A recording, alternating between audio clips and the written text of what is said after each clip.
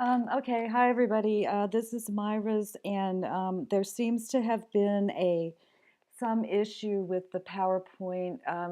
When I downloaded it, um, I got a message that there was some content that needed to be repaired or omitted or something. So unfortunately, I don't have the text that you provided for this, and I'm going to have to ask that you just give that to me as a Word document or something. And I'm not going to count off or anything like that for it not working, but just for time reasons, I'm going to have to go ahead and critique without it. So without let's see if what our feedback is on this is anywhere near being in line with what your intent was. Okay, so I already see some things in this one that I really like.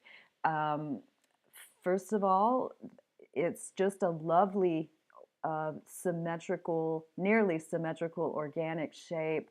Um, the interesting composition. It's not perfect. I think that it's the kind of thing that it could be just a little bit moved one way or the other, but it's pretty close. And I've really liked the focal point. The thing that is so interesting about this is that you've got the shadows, and not only do you have shadows hitting the surface, you have translucent leaves that are letting shadows come through.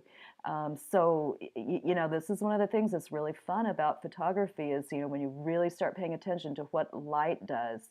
And of course, I really like this color scheme. This is what we would call an analogous color scheme because it's dominated by um, colors that are kind of next door neighbors on the color wheel. Yellow is one of our primary colors.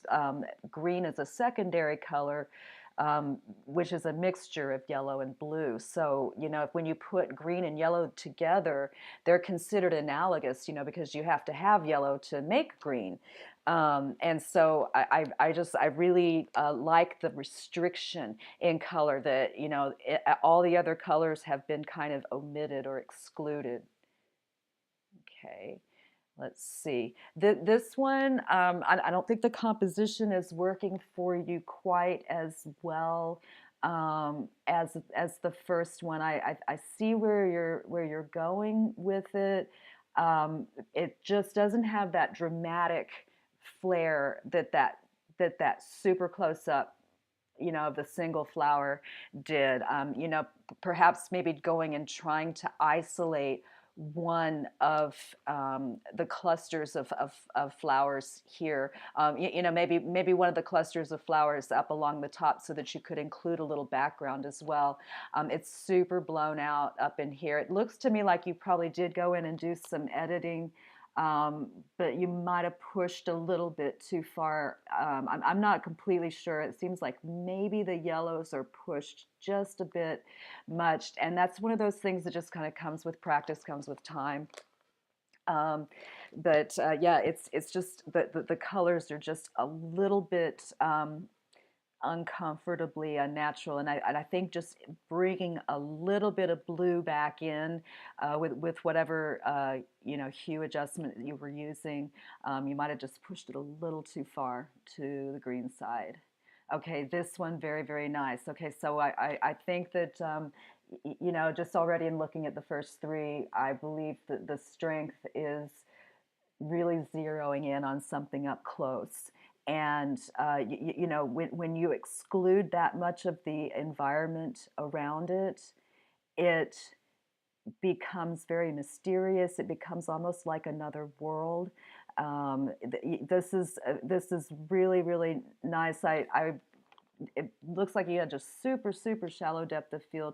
Probably you would be able to, with with one of your brush tools, bring out a little bit of detail in the flowers here. They are a little bit flat. It's hard to get a good exposure when you have delicate little white flowers like that, and it's got to compete with really dark areas over here. And so for the most part, I think you did really well. Just this is this little delicate sprinkling of flowers amongst all this green in various shades and in various levels of focus. Really nice. And I like the kind of the silhouette. This one is silhouetted against this dark area, and it makes some really interesting negative space. And the super shallow depth of field means that we can really focus on the focal point and not get distracted by a busy background.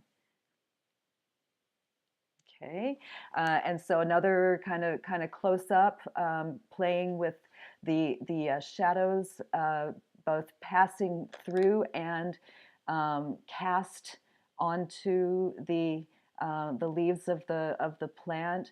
I think the background looks a little bit blown out. I think that maybe the I can tell you've been doing some editing. And I think that maybe, again, the background seems a little bit too yellow. It might be that you could, bring just a little bit of blue back in there. And here's a little trick that I'll tell you. We're going to talk about color coming up on another assignment real soon, but it's called the push-pull theory. And what it means is that warm colors like orange and yellow and red, they tend to push forward on the picture plane, meaning they tend to make things pop out. Whereas cool colors like blues and the bluer leaning sides of the greens and violets, they tend to recede. They tend to push way back into the background. And so one thing you can do, sort of, sometimes, because I think the yellows in those leaves are a little bit vibrant, and competing a little bit much with the red, oranges, and the flowers. Mask out the flower and, kind of cool down your tones a little bit in the background.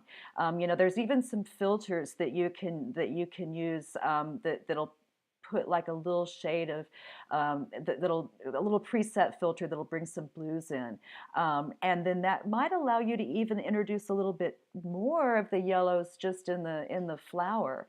I think that the flower doesn't need to be quite that much in the center. I think that you could probably afford to say, take this edge of the frame and bring it right about to here, and then see a little bit more of the nice open negative space that's happening over here, because this is very dramatic right here, this kind of diagonal stretch. I'd like to see this have a little bit more room to reach out, but it looks really nice. Oh, nice. Yeah, so I enjoy just looking at all of these together. One seems to prepare my eyes for the next one. It seems like you were, very careful about what colors you kept, or just didn't keep, but looked for, I suppose. It's a very restricted palette. Here we would say that this is more of what we would call a complementary color scheme, because red and green are opposite of each other. And so that just automatically creates a lot of contrast. Very dramatic, with the curving lines happening here. This is all kind of pointing to something, and so it's almost like I could do with a little bit less of the background. I could probably see having this curving piece over just a little bit farther, or just stepping back a little bit, just so that this stuff can bring my eye. It would be great if there was something right here, because it's kind of pointing me like, oh, where, what's going on right there? And then there's just, this empty sidewalk kind of thing. But I mean, for the most part, it's another just really nice composition. Background is blown out, and yeah, I can see where you did some editing along in here, and you do need to be careful with that. If you don't get your when you use the refine edge on your selection tool, um, it can leave some kind of weird looking stuff on the edges if you go a bit far. And there are some devices, there are some tricks, you know, for getting that effect. It's not necessarily easy to do, but you know, I appreciate that you are getting in there and trying with the editing software. Um, you know, I think for a lot of you, you just need to your eyes just need to sensitize to you know, really learning the elements and the principles of design, and how to make them work for you. And you know, you get the the software to do what you want it to, and not the other way around. So, okay, I think this is our last one. Yeah. Yeah, so this one, very, very interesting. Again, this stuff happening up in here to me is way more interesting than the background. Background looks a little weird again. You know, and it could be that you're doing this intentionally, and that's fine. You know, kind of doing it for dramatic purposes. But you know, I think when we're starting out, it's best to kind of try to avoid extremes like that. And you know, introduce those extremes, you know, after you've learned the subtleties. And you know, this is another example of the subtleties are really what makes this picture, not the extremes. And you know, I think that I could even stand to not have any of this background at all.